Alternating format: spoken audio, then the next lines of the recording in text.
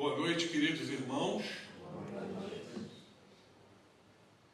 Vamos reproduzir aqui uma frase de Jesus, já que vamos falar da paz, o nosso tema de hoje.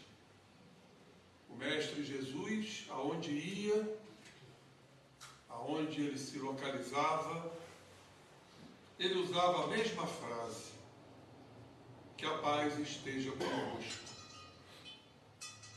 Por que Jesus não mudava essa retórica? Porque sabemos da importância, e hoje mais do que nunca, conhecendo um pouco da ciência, o quão a paz é fundamental. Não só para o equilíbrio mental e espiritual, mas também para o equilíbrio celular, orgânico. Poderíamos dizer que a paz seria um caminho para a saúde que tanto nós almejamos? Sim, mas o que é a paz? Muitos saem do burburinho da cidade, da vida citadina, e vão para o meio do mato, que a gente chama de roça, vão para locais muito distantes e não encontram a paz. Porque a paz não está no cenário externo. A paz está dentro de nós, como Lao Tse, o criador do taoísmo, nos falou. A paz não encontra-se fora, e sim dentro de vós. Eu até digo que nesses locais ermos, a criatura ansiosa, a criatura destrambelhada, ela vai se irritar com o barulho do grilo, do mugido da vaca, do açoite do vento, do temporal inclemente, significando com isto que a paz não encontra-se no cenário externo, embora ele possa contribuir, mas a paz está dentro de nós. Em momentos como esses que estamos vivendo, de burburinhos, de conturbações, de desajustes, como estar em paz? Ser brando é mais fácil. Agora, viver em paz realmente é uma grande superação. E vamos lembrar, a título de recordação, porque quando o nosso irmão leu as bem-aventuranças, não vou negar que eu me emocionei, porque tudo ali está. O Sermão da Montanha é o grande louvor para o progresso, para a instalação do bem na humanidade, para o amor entre todas as criaturas, para o respeito. Como disse Mahatma Gandhi, o famoso pacifista hindu, se toda a literatura mundial fosse extinta e só sobrassem as bem-aventuranças, nada estaria perdido. E aqui vai uma questão muito importante para a gente dissecar. São as bem-aventuranças que nos levam às virtudes, ou são as virtudes adquiridas que nos levam às bem-aventuranças? Belíssimo questionamento. Eu não tenho a menor dúvida de que são as bem-aventuranças que nos levam às virtudes. Porque as bem-aventuranças estão em nós, como a paz, como o amor, como Cristo e como Deus.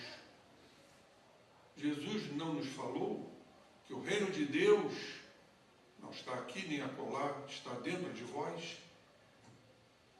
Jesus não nos falou que eu e o Pai somos um? Ora, se Ele, o Cristo, dentro dessa imanência muito profunda de um espírito puro, a ponto de dizer eu e o Pai somos um, não que sejam as mesmas criaturas, obviamente que o Cristo está em nós também. Então tudo se converge para uma estrutura psíquica, espiritual, que ainda não se abriu para nós. É necessário que haja uma abertura. E a abertura parte da nossa consciência, do querer, da vontade, da fé, da esperança. E para que tudo isso aconteça, é fundamental a utilização da razão, do bom senso, da lógica, que a doutrina espírita nos proporciona.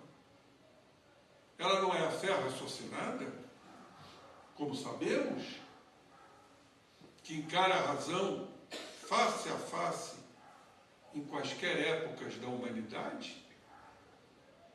Então é a razão.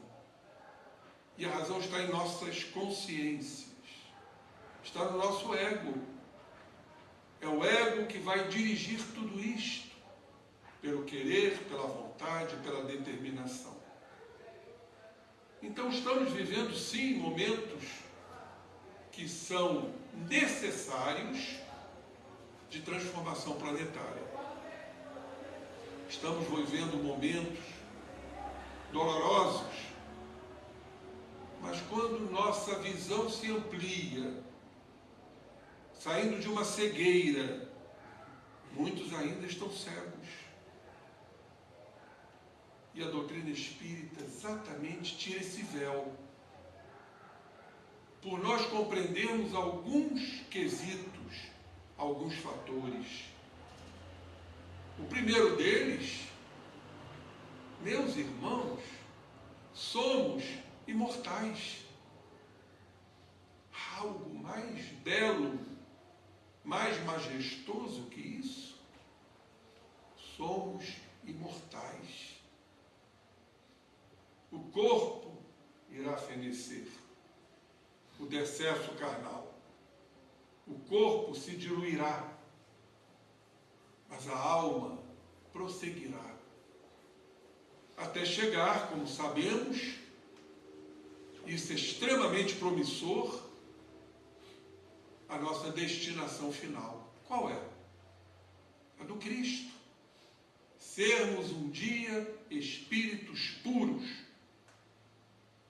sem máculas, sem necessidades de encarnação, a não ser como missionários, como Cristo o foi.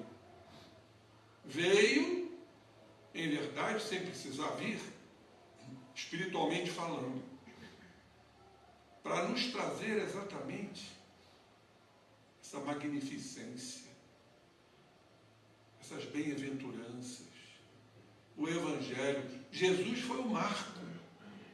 Historicamente falando, nós nos reportamos antes e depois dele. 20 anos antes de Cristo, 100 anos depois de Cristo. O Cristo não é esquecido em nenhum segmento religioso. Seja muçulmano, seja judeu, seja ortodoxo, seja o que for. Em que anos estamos? Perguntamos a eles. 2024, depois de Cristo. Já pararam para pensar nisso? Ele é citado, queiram ou não. Então Jesus nos trouxe essa belíssima leitura do nosso irmão, recorrendo às Escrituras, as bem-aventuranças. E hoje, especificamente, vamos relembrar: bem-aventurados os brandos, os mansos, porque herdarão a terra. Bem-aventurados os pacíficos, serão chamados filhos de Deus. Quem são os brandos? Eu creio que nós, de certa forma, já somos brandos. Por isso estamos aqui, herdamos a terra. Irá chegar, pelo processo reencarnatório, uma grande leva de espíritos brandos, que não querem conflitos, cisânias, guerras, crueldades. Eles querem viver em harmonia. E certamente, grande parte desses brandos são a geração nova que Kardec nos fala. E está muito claro em A Gênese. São espíritos propensos ao bem.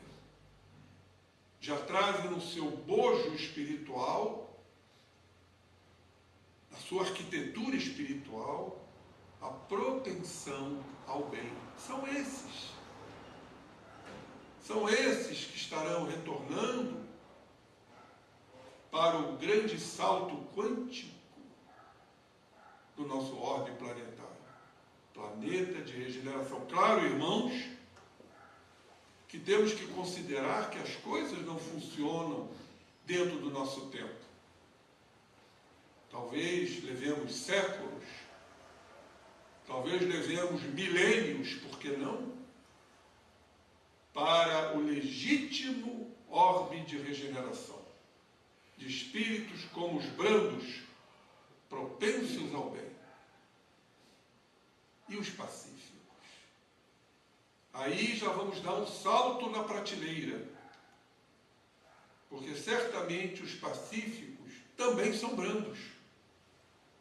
Mas o Cristo se indicou com muita felicidade, nos dizendo que os pacíficos serão chamados filhos de Deus. É a legítima filiação. Daí entendemos aonde o Cristo ia, ele dizia que a paz esteja convosco. O que é a paz? Temos uma ideia muito vaga. Um estado de serenidade, um estado de plenitude, um estado de silêncio interior,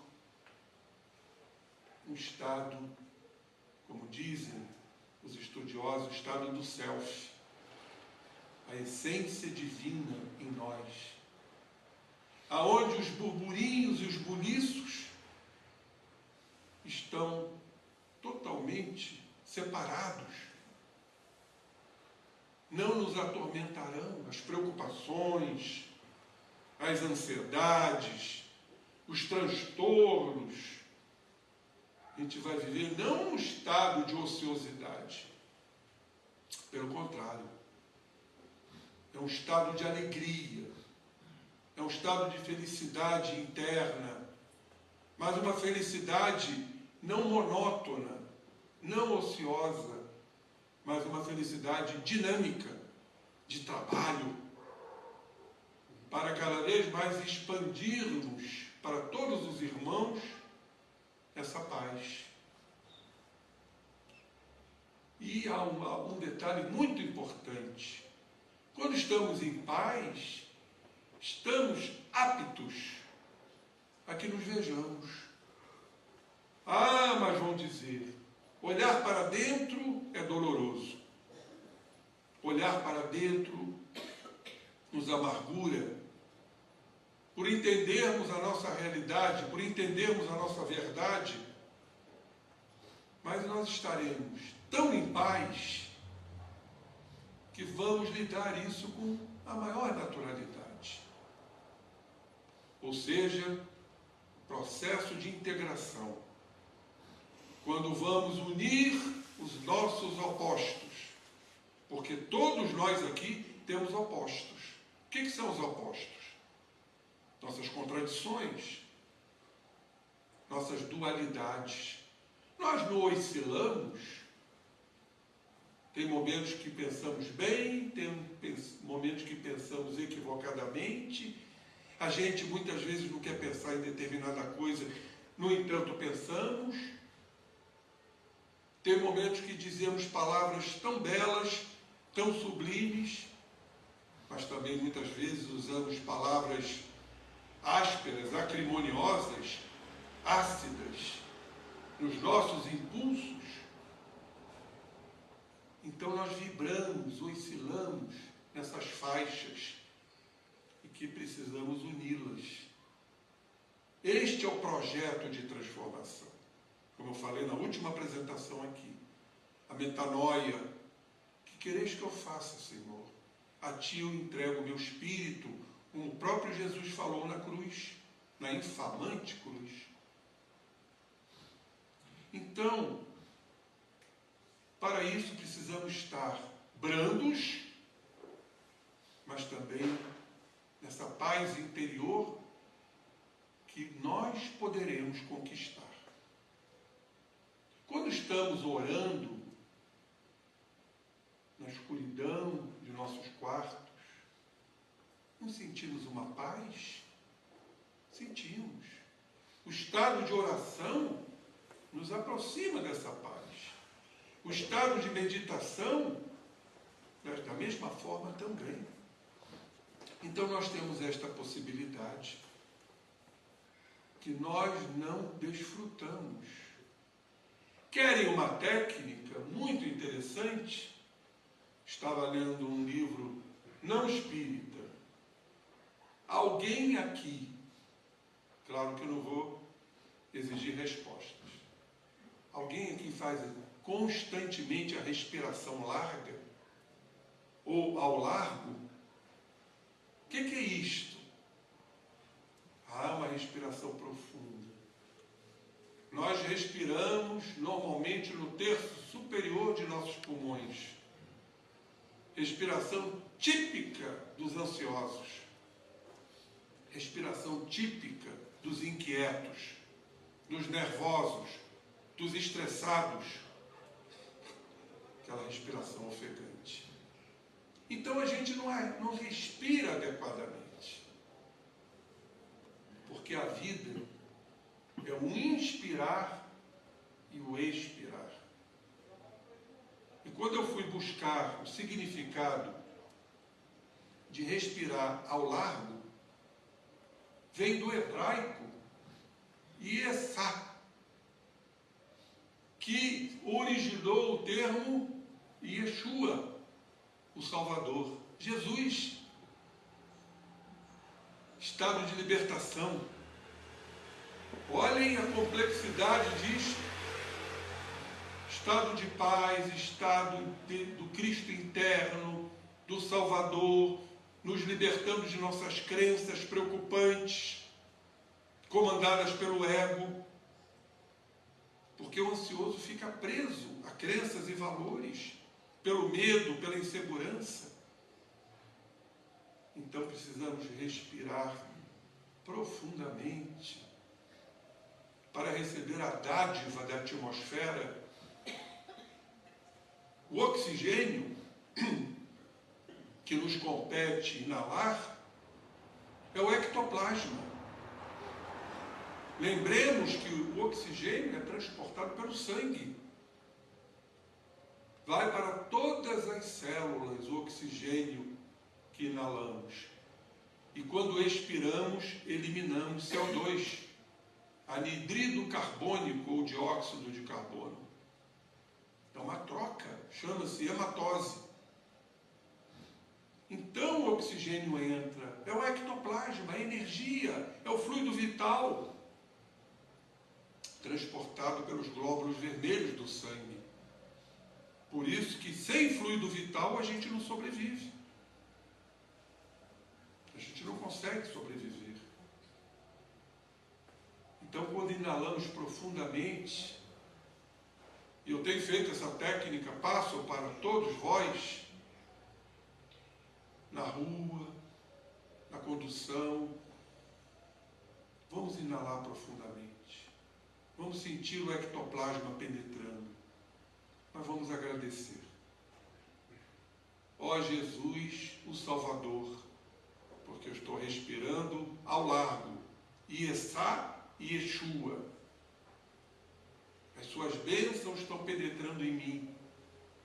Esse ectoplasma, que é o oxigênio, irá para todos os arquipélagos celulares, equilibrando. Olhem a paz. Equilíbrio é paz. Vocês estão vendo como isso é expansível? Mas o poder da mente é muito importante. André Luiz, no livro, se não me falha a memória, Obreiros da Vida Eterna, nos diz que o ectoplasma está intimamente ligado ao pensamento, como o feto está ligado à mãe, que o vai gerar. Olha a comparação. Então, quando pensamos positivamente, ó Jesus, que eu seja abençoado por essa dádiva que é o oxigênio, é o ectoplasma. Isso vai para o sangue e vai para as células. Mas também vai direcionar a nossa razão para dentro de nós mesmos, para o extraordinário processo de mudanças.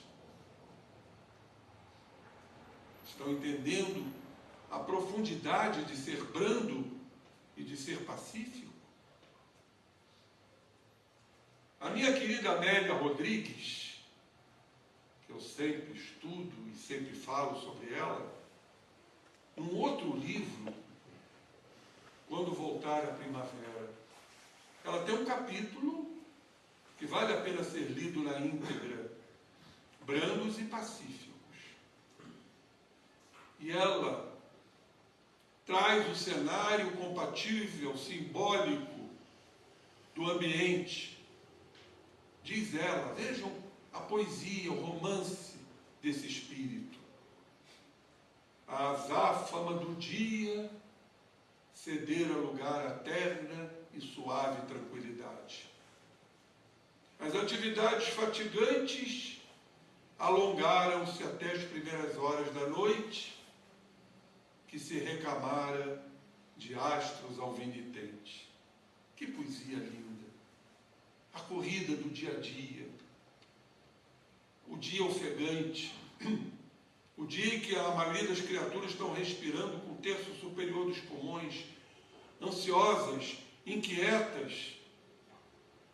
Mas chega a noite após as atividades do Cristo, junto aos apóstolos, porque este capítulo, Pedro faz, Simão Pedro, uma queixa a Jesus,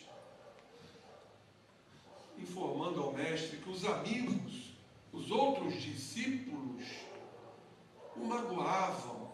Ele estava cansado, ele estava fatigado, ele estava exausto pela incompreensão de muitos discípulos do Cristo. E o Cristo só dizia para ele: Simão, paciência, Simão. Paciência.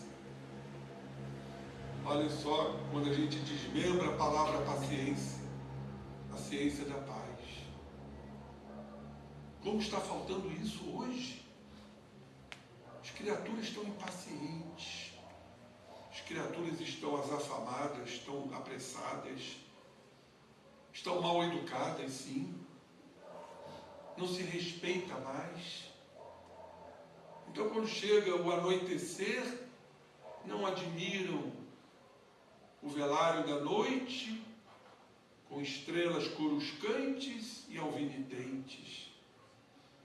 Dormem sob o açoite da preocupação, da angústia, da amargura e da tristeza. Dentro deste convívio, desfavorável, de discussões, de guerras, onde as criaturas não entendem que estão diante de outros irmãos, como eles são irmãos. E aí começamos a compreender a gênese, por exemplo, das enfermidades. O que a gente mais vê hoje são sintomas relativos a tudo isso que estamos falando. Dores de cabeça inexplicáveis, dores estomacais ou gástricas também. Vai no médico, faz uma série de exames, faz ressonância, faz ultrassonografia e nada se encontra. E vem o diagnóstico, claro, da medicina acadêmica. É nervoso, meu irmão. Tome isto. É o que eles podem dar. Porque certamente muitos colegas não compreendem ainda a medicina do espírito. Que a cura não vai estar no comprimido, na cápsula. A cura vai estar dentro das próprias pessoas que precisam desta tranquilidade. E aí Jesus só dizia para Simão: paciência, Pedro. E aqueles últimos corações atendidos por Jesus, à margem do lago, após uma pregação lindíssima do entardecer, todos demandaram para seus sítios, para que eles, a seu turno, volvessem à casa de Simão. Depois, então, que todos se foram atendidos, num repasto simples, Jesus acercou-se da praia em companhia de Simão, do apóstolo afeiçoado, mas percebeu o quão ele estava triste e interrogou com amabilidade: que aflição tisna, quer dizer, macula a serenidade da tua face, Simão, encobrindo-a com um véu de singular tristeza. Estava triste. Pedro estava triste pela incompreensão dos companheiros, pelas calúnias, maledicências que existiam entre eles. E aqui eu faço uma observação, uma pergunta que sempre digo, ou faço. Jesus se entristecia? Muitos dizem, Jesus às vezes se recolhia lá no horto, nas suas meditações profundas, sabendo tudo o que iria acontecer, e ficava triste. Não. Isso aí é um estudo que fiz, porque o sentimento de tristeza é um sentimento nosso, meus irmãos. Porque muitos não têm a palavra para designar o que Jesus sentia. Jamais tristeza. Porque se a gente analisar profundamente, a tristeza é um sentimento de refratário, de não aceitação de determinados acontecimentos. Vamos dar um exemplo simples. Desencarnou o ente querido, a gente fica triste. Por que ficamos tristes? Porque no fundo não queríamos que aquele companheiro, aquele ente querido desencarnasse. No fundo, nós não estamos aceitando a lei de Deus. A gente queria que a criatura continuasse viva, mesmo sofrendo. Isso é apego. Isso é apego. E como as coisas não funcionam dentro do nosso querer, a gente se entristece. A gente se entristece quando não passa no exame. A gente se entristece quando adoecemos. Porque verdadeiramente, todos nós não queríamos passar por aquilo para atender os interesses nossos, pessoais. Tem uma pergunta do Livro dos Espíritos, que Allan Kardec pergunta aos espíritos: qual sinal mais característico da imperfeição humana. E os espíritos luminares responderam: o interesse pessoal. Quando esse interesse egoístico é ferido, vem a tristeza. Quando não vem a agressividade, a raiva, o repúdio, a violência, mas vem o sentimento de tristeza, de oposição a algo que esteja acontecendo. Para demonstrar que Jesus não entristecia, nós vamos lá no Livro dos Espíritos, na escala espírita, segunda parte, capítulo 1 dos Espíritos. Jesus pertence aos espíritos da primeira ordem, são os espíritos puros, que não têm classes, porque a classe é única, não tem classe. Vamos ver o que Kardec nos traz como definição de espíritos puros. Quando falamos de espíritos puros, todos nós só conhecemos Jesus. Ah, Maria é um espírito puro? Não. Maria é um espírito superior. Francisco de Assis é um espírito puro? Não. É um espírito superior.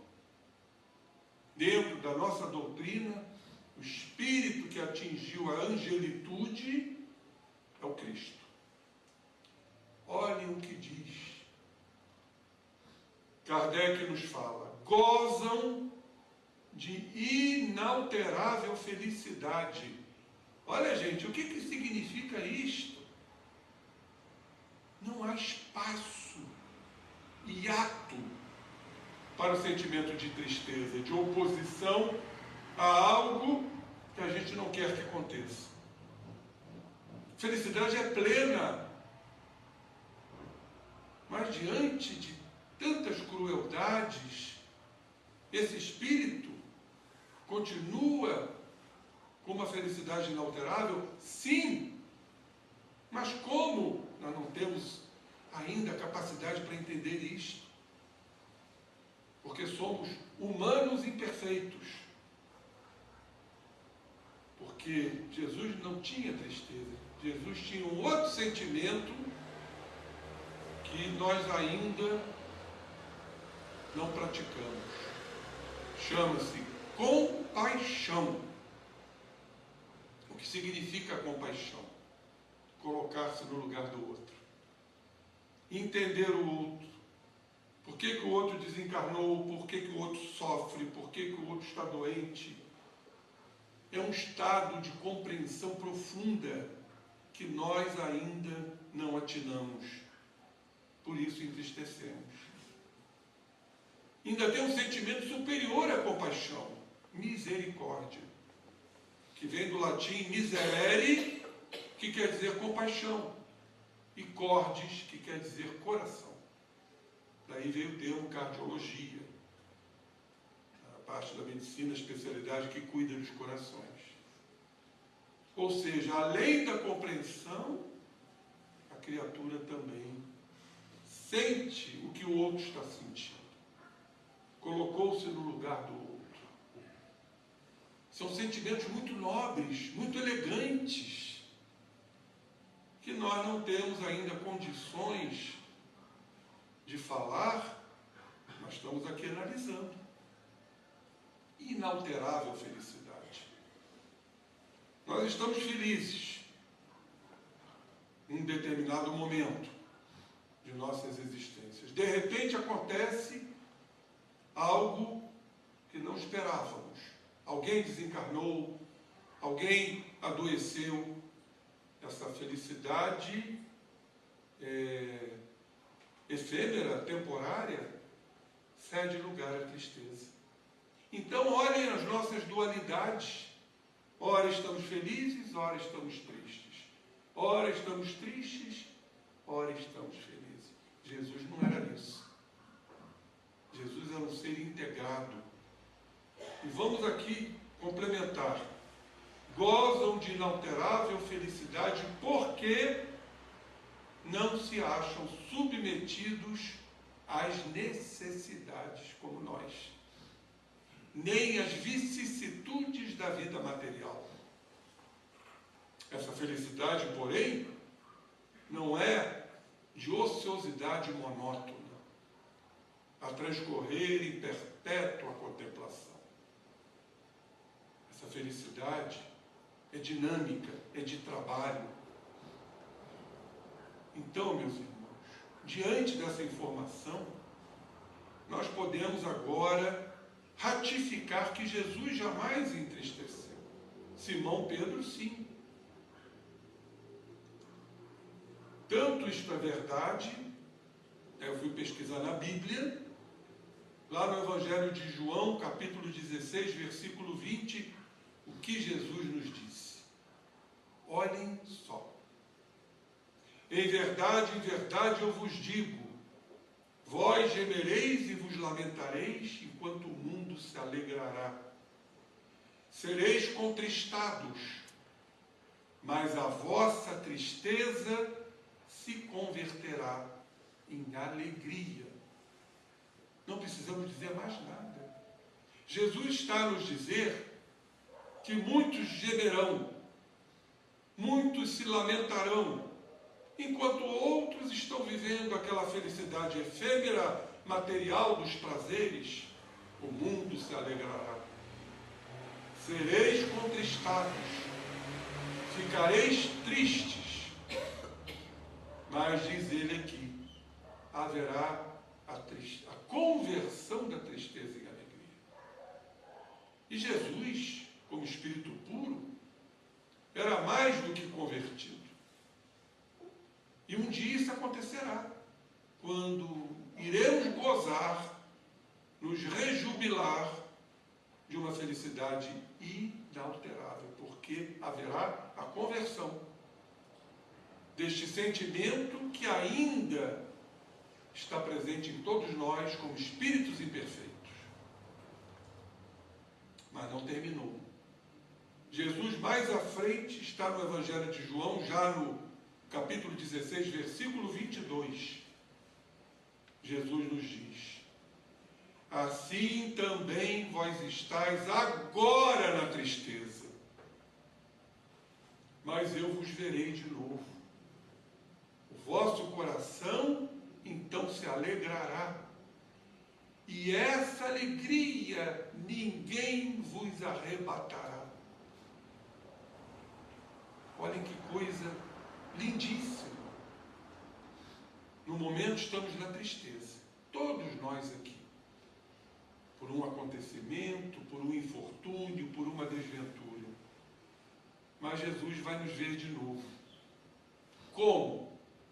Jesus vai aparecer como apareceu para Saulo? Saulo, Saulo, porque me persegues? Não.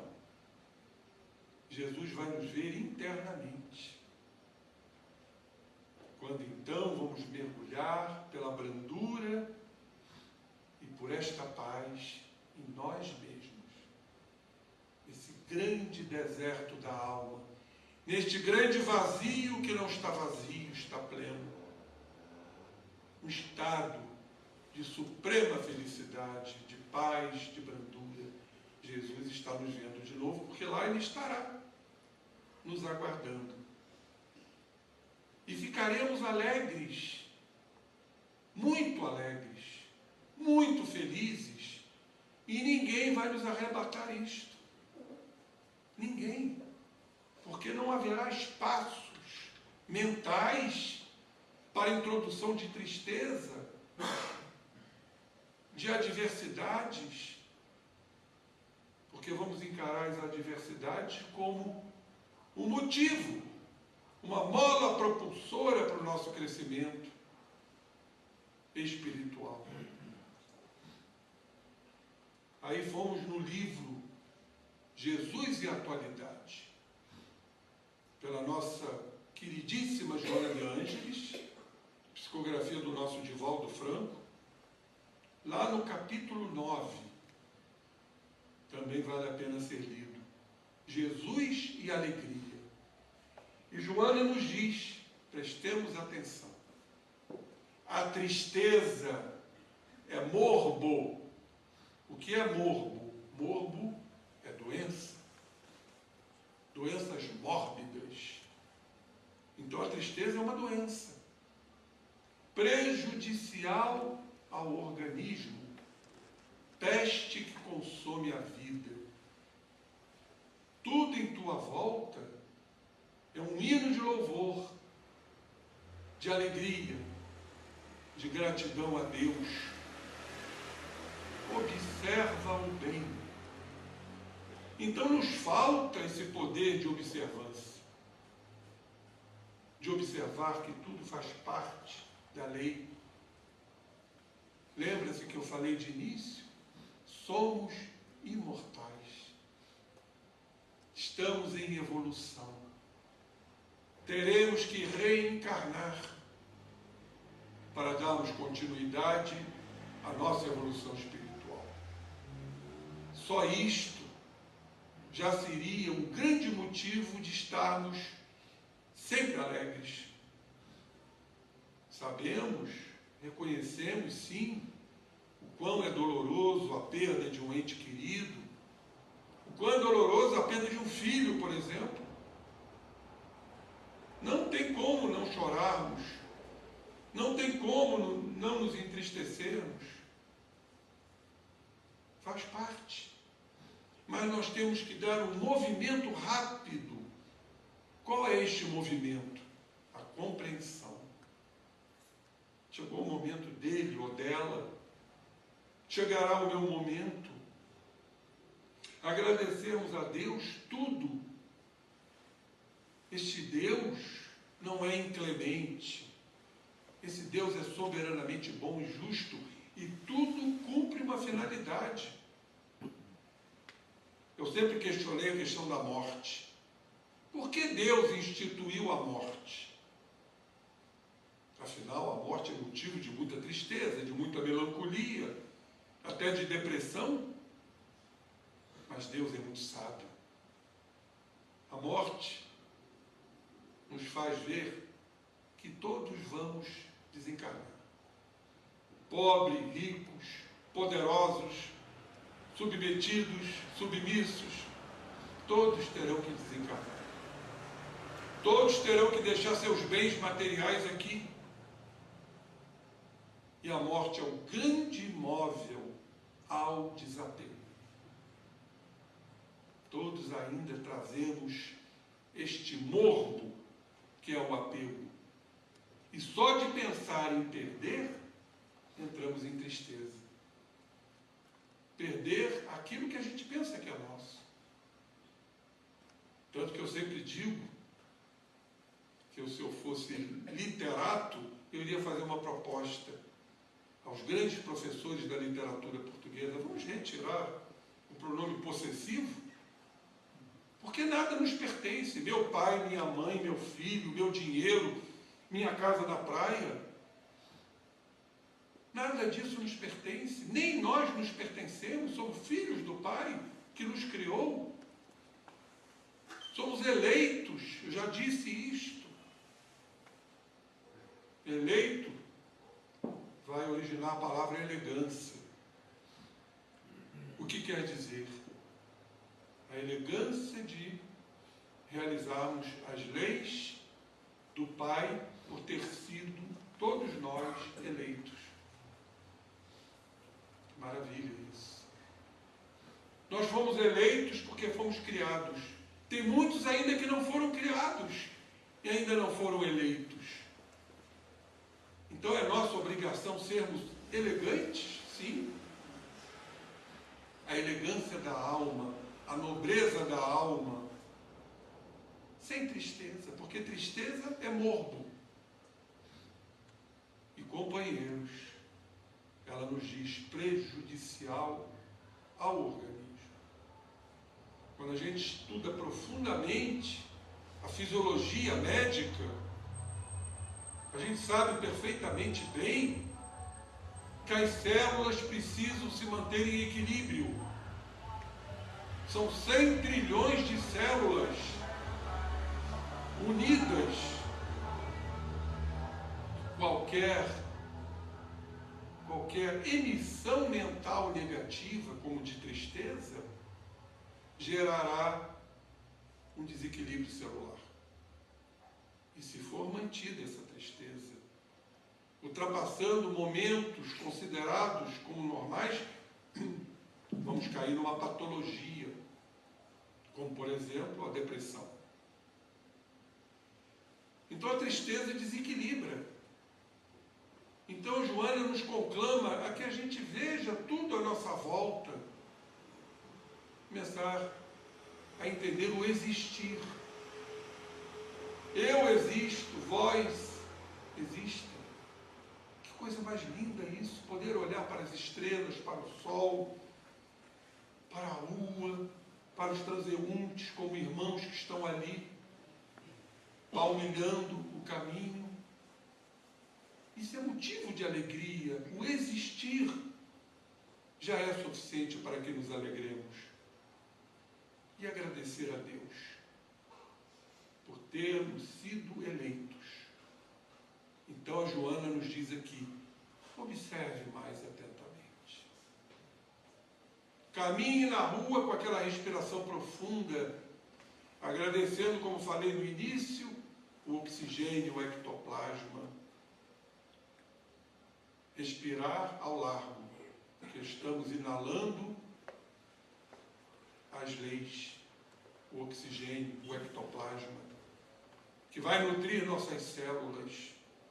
Precisamos deste processo inalatório e não aquela respiração ofegante de quem está contrariado, de quem está triste, aborrecido. Vamos aprofundar. E aí, então, quando expiramos, o que nós expiramos? Muitos pensam que é só dióxido de carbono. Não. Nós expiramos também oxigênio. Tanto isso é verdade, que o sopro, ele pode ser curativo. Tanto isto é verdade, que na ressuscitação cardiorrespiratória, a massagem cardíaca, com a respiração boca a boca, salva-se uma vida. É o CO2 que vai salvar a vida ou é o oxigênio que nós expiramos? É o oxigênio. Então, se é o oxigênio, é o ectoplasma. E se o ectoplasma está ligado ao pensamento, por que a gente não pensa nesta hora, quando estamos expirando, que este ectoplasma sirva para atender os que padecem, para atender aqueles que se contorcem, para atender aqueles que estão no leito de dor, para atender aqueles rejeitados, desassistidos. E nós seremos atendidos. Eu parei para pensar que o lema da nossa doutrina, fora da caridade não há salvação. Então, quando a gente está fazendo isso, a gente está promovendo a caridade e está salvando. Nos salvando e salvando o próximo. Porque respirar ao largo significa liberdade, significa Iessá, que origina Yeshua, Jesus o Salvador. Entenderam a analogia dessa explicação? O lema, o lábaro, a bandeira da doutrina espírita.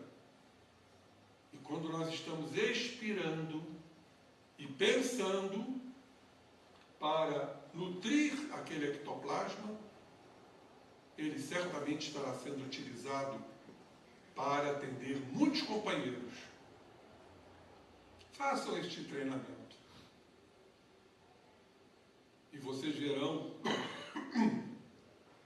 o quanto isso será útil. E Joana aqui continua.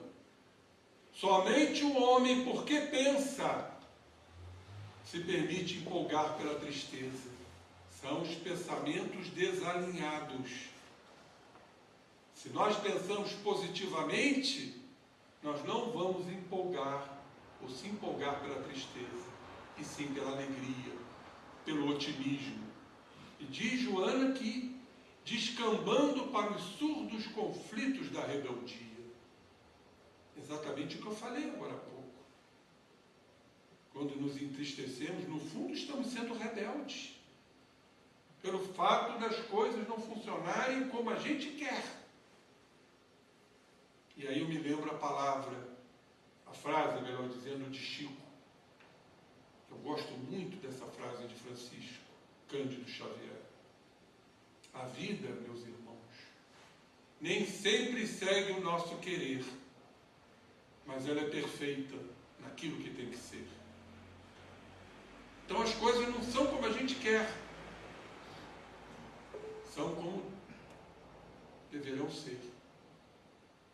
E nos contraria, e com isso nos entristecemos e caímos na rebeldia. Só para encerrar, Joana nos diz aqui que essa tristeza, por isso o Cristo nunca ficou triste, resulta de 2 fatores para entendermos esta tristeza. Reminiscências do teu passado.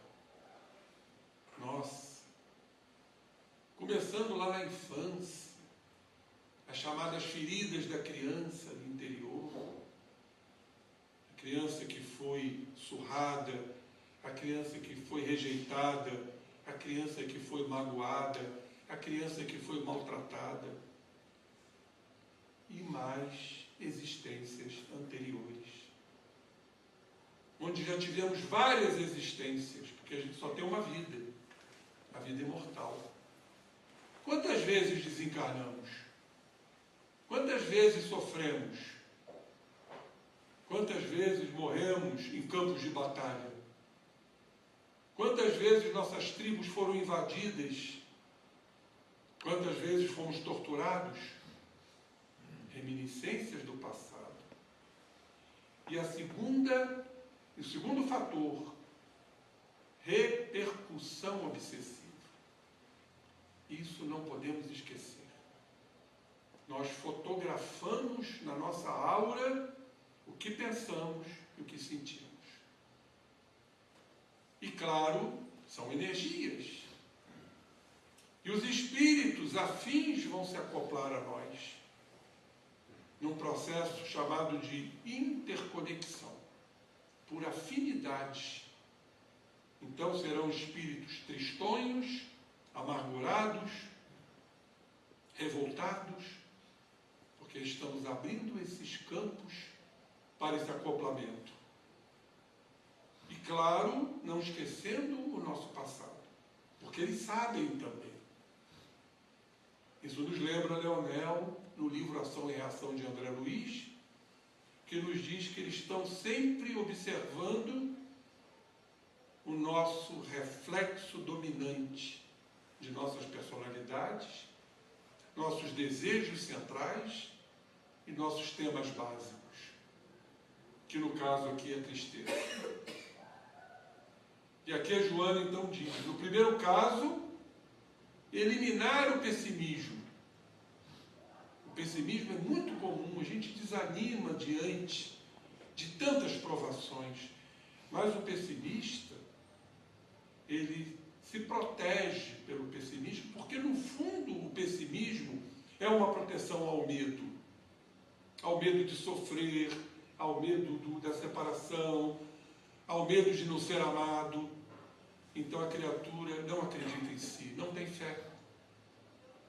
E aqui a Joana recomenda para ideias novas, agradáveis, positivas, que te cumpre cultivar e fixá-las nos painéis mentais. Se te acostumas a pensar bem, superarás as lembranças mais. Processo de substituição. E os hábitos vão se condicionando, se enraizando, e vão se repetindo. E vão dominando os automatismos de nossas mentes, inclusive do corpo. E na segunda hipótese, a aproximação desses irmãos, a hospedagem mental e emocional desses desencarnados, malévolos, ocorre simplesmente porque porque encontram sintonia nas tuas faixas psíquicas, estabelecendo um contato hipnótico que vai se agravar com o tempo. Então a gente vê isso, inclusive, na ciência humana, que processos de tristeza, de melancolia, podem desaguar num quadro depressivo, que hoje acomete 20 a 25% da humanidade. E muitos suicídios são derivados dos quadros de melancolia, de tristeza que gera depressão. Estão vendo a importância disso? Então que possamos absorver essas duas bem-aventuranças.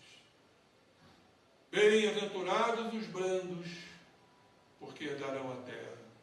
E bem-aventurados aqueles pacíficos, porque serão cognominados filhos de Deus, porque vivem numa paz interior, numa legítima felicidade, a caminho dessa felicidade inalterável, que é uma característica dos espíritos puros, tal qual Jesus. Doutrina espírita que nos traz amplas condições de entendimento, de compreensão. E quando estamos aqui nos intelectualizando, estaremos ampliando o nosso campo moral a caminho, como todos nós caminharemos para a nossa destinação. Espíritos puros que seremos como Jesus. Que Ele nos abençoe, meus queridos irmãos, repetindo o que Ele nos dizia e nos diz: paz a todos, aos homens de boa vontade, que a paz